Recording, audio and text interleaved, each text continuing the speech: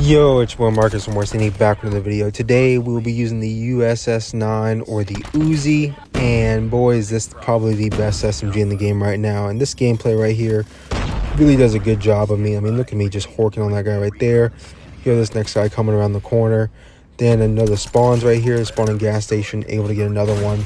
I was 5 off a nuke in this gameplay right here, and I died to 100 killers, so terrible stuff. But I mean, you see what I'm doing right here, dropping predators, getting 2 off the flag. Teammates nowhere to be found, so I gotta hop the flag, you know what I mean? It's a hard knock life, but this gun, very, very good. Been waiting to do this road to diamond, but I just didn't use it enough when I was grinding to legendary. Look at this right here, get a couple shots in them and bam, just whip out the pistol. That's why the LK9 is probably the best pistol in the game right there. And look at this little outplay on this shock RC or whatever you call this thing. I was moving and grooving. This class setup right here, you move so fast with it. I know a lot of people don't like running no stock on this SMG. Me personally, it feels phenomenal. So I'll get to the class setup at the very end of the video, but that is a very important part of it. Advanced UAV coming in, able to get that guy. Pretty simple. Even pre-fired him, I believe. This was kind of where I choked. I died to 100 killers, so it's not really my fault, like a paper airplane raining from the sky, but the advanced UAV definitely really helps me out there. Even does okay damage to the dog, the little nomad dog, whatever you call that one that just runs around. It was a nomad dog back in BO3, for anybody wondering why I call it that.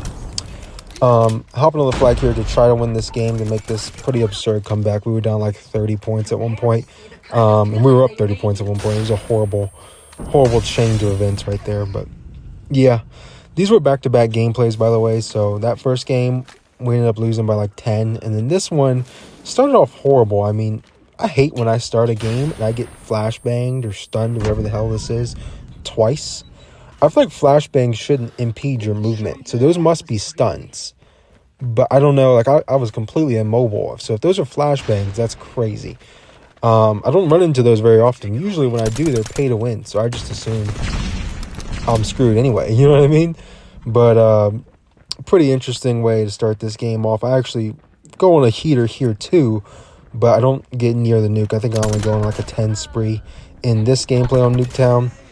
But this maneuvering around these houses with this SMG, it's not the best, right? This thing shoots slow, but it hits like a truck, right? It does about 32 damage to the body on average, but that's with like no magazine attachment, right? Or like a 50 round mag attachment, which we'll talk about now, I guess. In this gameplay and the one before, you'll see me running the 32 round attachment, and that is the 41 AE rounds, which give you added damage range and bullet impact, as well as one other feature. So it pretty much makes it to where instead of hitting for 32 to 34 to the body, you'll hit for like 35 to 37 to the body. So you're almost a guaranteed at any range 3-tap kill to the body, which is really, really good. Probably the only SMG that does that is the CX9, and that's with the burst fire mod. So this is, in my opinion, the second best SMG in the game. The CX9 would still be number 1. It's pretty hard to dethrone that since it one bursts, or even the fully automatic version of it shoots really fast and is very, very good and easy to use for a lot of people. As with this thing, it can be very unforgiving if you're not hitting your shots. Like, look right here. I mean, I almost ran out of ammo and got meleeed right there. That would have been terrible. Would have ruined my game. But I didn't, so we don't have to talk about that. Very, very good gun, though. And running the LK9 in the back pocket is just in case, I run out of ammo. Because when you're running the 41 AE rounds, you only have about 32 bullets in the magazine. That's not really a lot, considering you get 5 attachments, and most people are going to be running extended mags on their AR, SMG, or whatever it might be.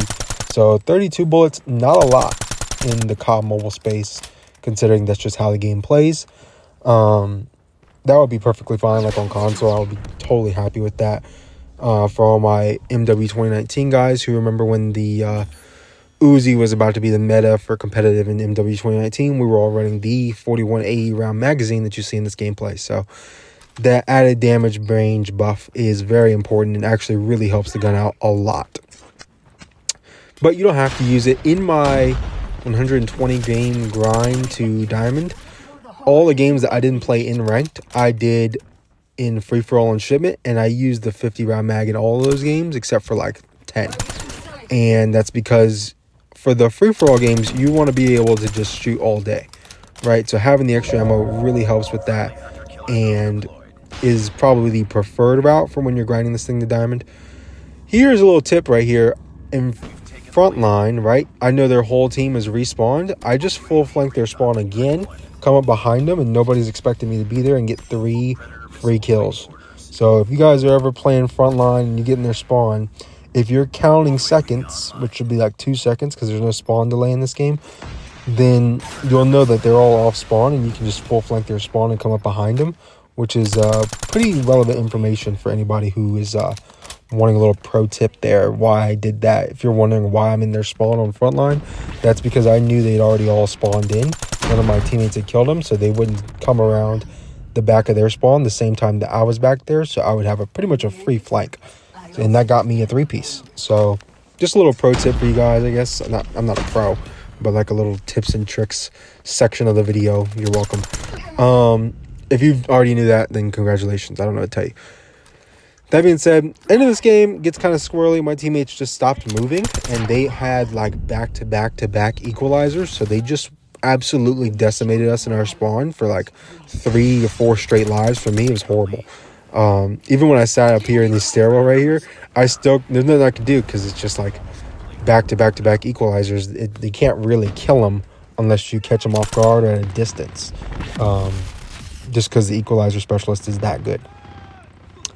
That being said, I do not like this gun. I don't know if I really addressed that. I'm not a big fan of this gun. I don't like how it feels. It just doesn't feel like a good SMG that I like to use. I did do well with it in a lot of my games, purely because it is that good of a gun, but it's not necessarily something I would suggest myself using. I just wouldn't use this gun. I don't like how the slow fire rate is, even though it puts out insane damage. It just shoots so slow that it really is a hindrance for me to use it at this point. But yeah, I get MVP, played decently well. I think I'm like 23-9. 4 or 5 of those deaths are completely garbage. Honestly, 6 or 7 of those deaths are completely garbage. The 2 flashbangs in the beginning, and then like the very end of the game with the specialist cheese. So minus that, I feel like I played really good. Probably more like a 23-3 type game. Although I do have those deaths still count, but it was kind of cheese. That being said, hopping into the class setup, just kind of going to break this stuff down for you guys if you are interested. Here's the overall class just for a second if you guys want to see that. This is what I normally run: UAV, Pred, and Advanced UAV when I'm going for like nukes and stuff like that. And I don't usually get choke nukes all the time. It's my thing.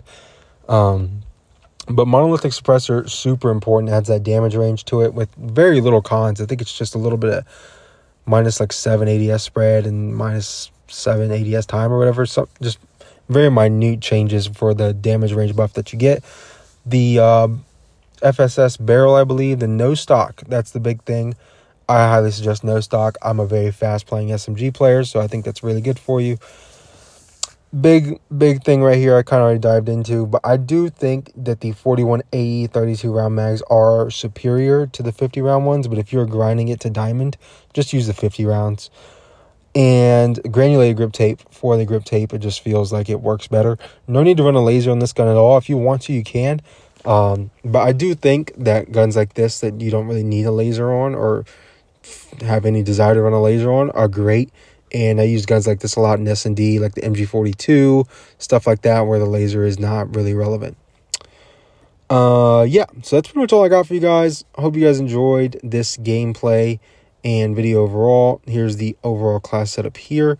I also will show the LCAR 9 class setup if you want that. Striker foregrip is the main thing you need to know. You could always copy my class setup, so you'll see that as well. That being said, that's pretty much all I got for you guys. Uploads coming pretty much daily. Hope you guys have a nice Thanksgiving. If you celebrate Thanksgiving, that is my favorite holiday because I get to sit down, eat food, and watch the Cowboys play. It couldn't get much better than that for me, even if the Cowboys don't look good this year. So thank you guys for watching. Like, comment, subscribe, turn on notifications if you want to. And it's been your boy Marcus Morcini. I'm out of here. Peace.